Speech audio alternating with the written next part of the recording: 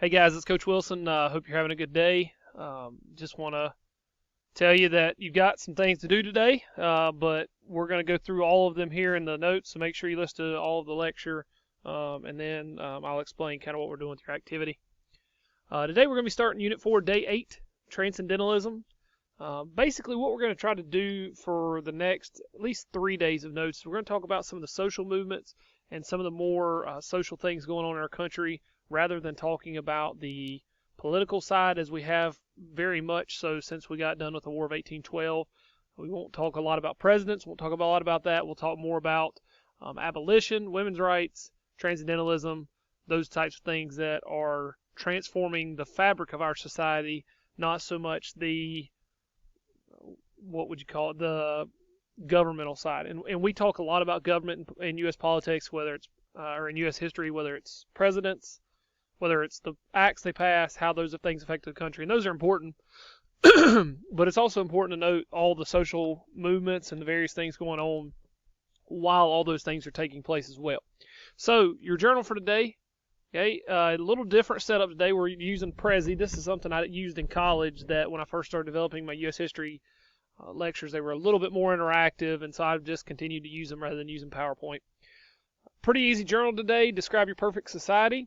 Talk about how you would set your government up, where people would live, what people would do all day, what would they eat, what would they be responsible for, etc. Those types of things. I just want you to go through that. There is no right or wrong answer. Just make sure it's 5 to 6 sentences. All right? Today, we're going to move on into our notes. So the first thing we're going to talk about is the Second Great Awakening. And you may remember we talked about the First Great Awakening that took place in the 1740s. Specifically, it was kind of a Enlightenment period. It had a lot of influence on the Declaration of Independence and the Constitution. We also call it the Age of Reasoning in the First Great Awakening, but they essentially emphasized a scientific and logical view of the world and downplayed religion in the First Great Awakening. And even though there was a large downplaying of religion, there was still a very big boom in Christianity. There were a lot of revivals preached during that time. There is still a religious explosion during that time, but not quite as much as what we think of in the Second Great Awakening. Now, one of the main figures in the first one was Jonathan Edwards.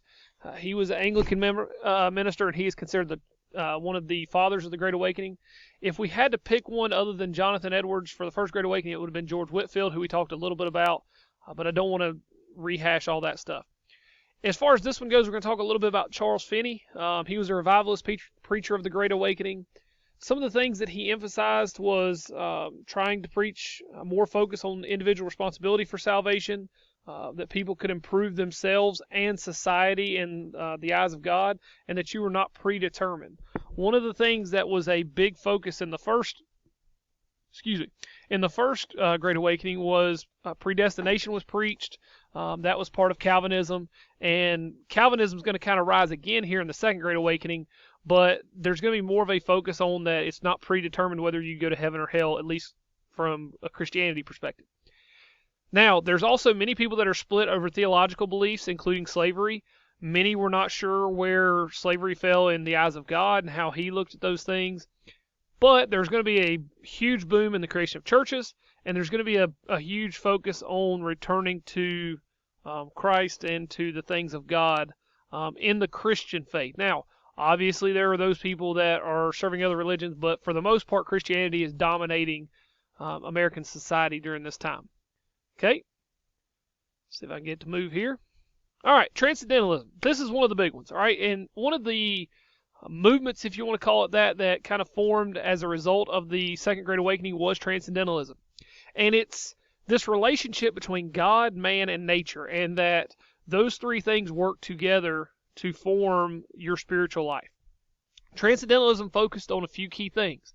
Faith in the individual, so that is that, you know, the individual has the power to control things, to put, trying to think of a good way to put it to you, like individualism. So you're your own individual and you kind of listen to that voice in your head, not so much listening to others, or maybe even not a focus on the church, but more focus on you as an individual rather than the body, like as in a church body, etc. There's also a focus on nature, in that there was some deeper meaning in nature and the things around life, like the wind and the trees and that there was a religious tone to those things.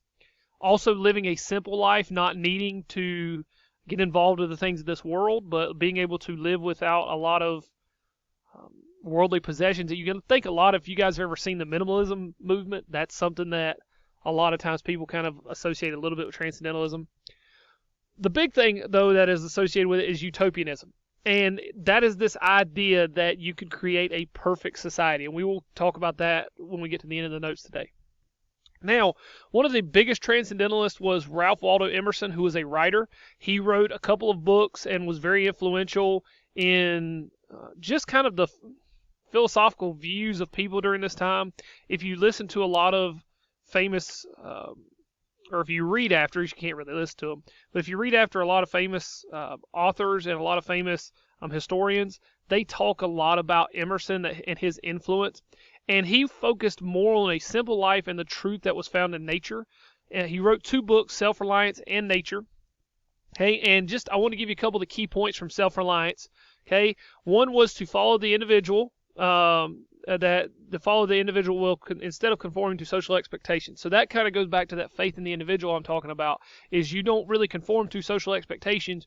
You follow what that own voice in your head, okay, rather than some intermediary's voice such as the church.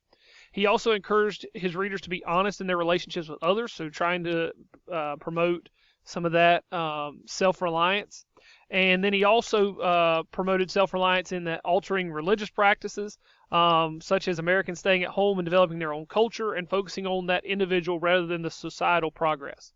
So even though there is this movement in Christianity of really, hey, we need to make ourselves better as an individual and make society better, Emerson's almost pushing that you need to worry about the individual and promoting yourself.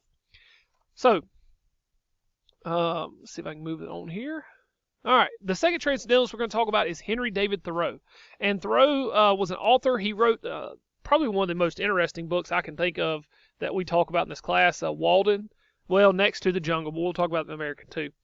But he wrote the book Walden, and essentially it was this journal that he put together after living for 2 years in a log cabin on Walden Pond in Massachusetts. And basically he had nothing around him but nature and this log cabin and what he could find for food. Now, I've never sat down and read Walden, so I can't give you specific details. But what I can tell you is that he was trying to observe the true transcendentalists. He's trying to observe those beliefs and trying to see, put them into words how someone should live and what, set an example.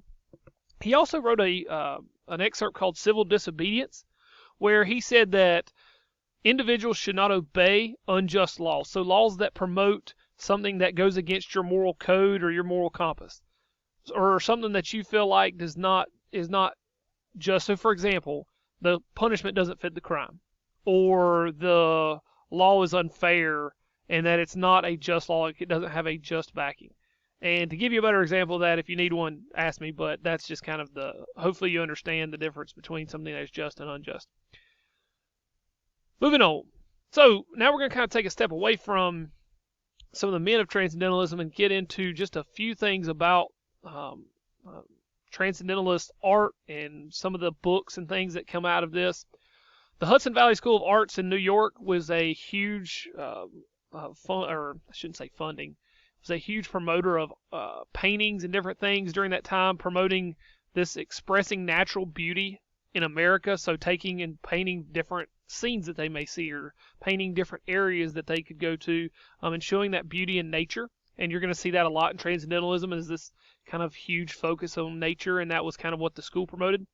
The Knickerbocker School also had authors who promoted Americanized literature and culture, also based in New York. So you're seeing art starting to flourish and even writing, but it's starting where? In the North, where you have these urban centers. So in these urban centers, you're seeing a lot different expression than what you may see in other places. I'm going to move through these quickly. These are just some of the paintings that came out of the Hudson School of Art.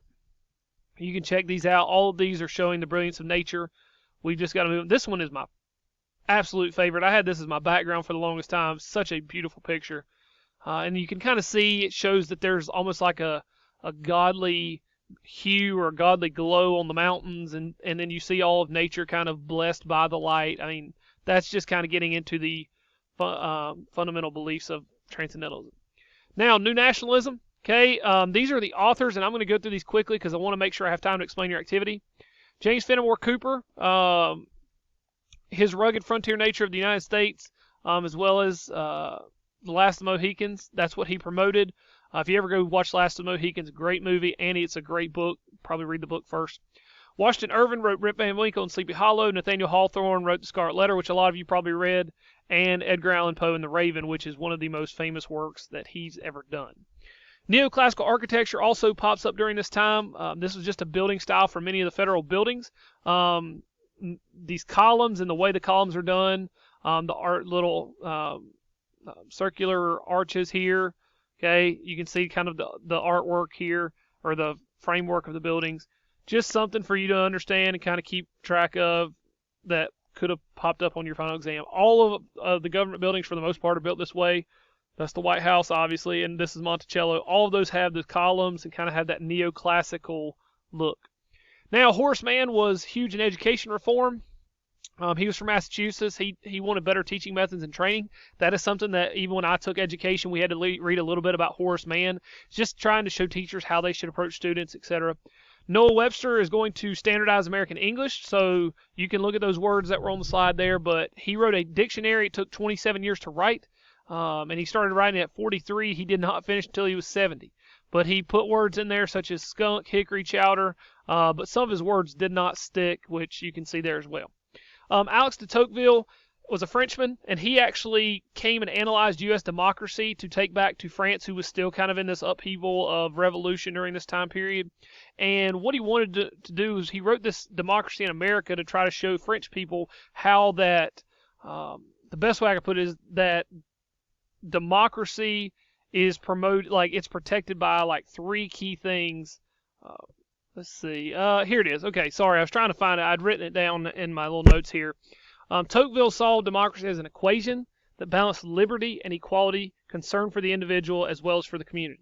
Okay, so that's kind of what he's promoting to the French people that he wrote to. Dorothea Dix was big in promoting reforms for the mentally ill and prison reforms.